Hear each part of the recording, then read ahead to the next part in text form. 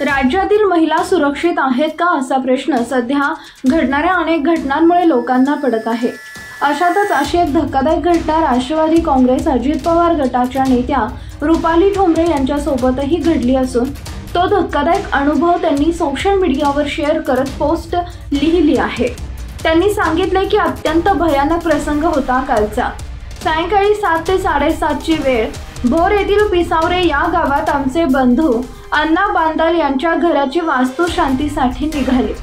मनीषाताई कावेडी या पूनम गुंजाळ सोबत होत्या।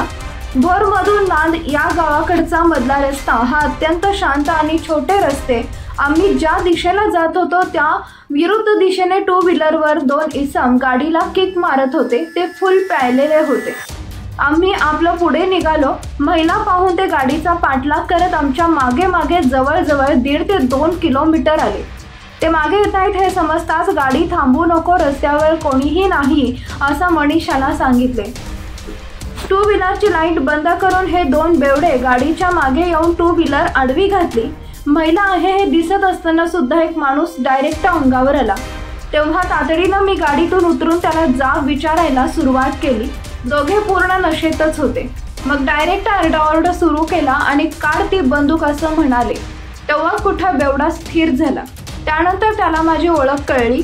मग रुपालीताई पाटील ठोंबरे आहेत म्हटल्यावर त्यानं तिथून पळ काढला।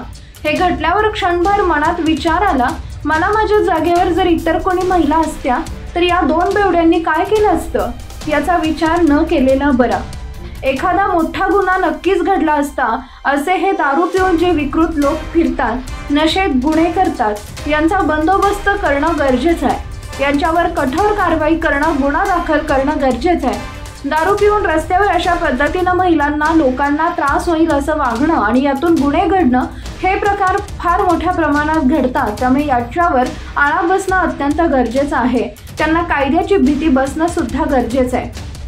मी त्यानंतर गाडीतून कंट्रोलला फोन करून घडलेली घटना सांगितली।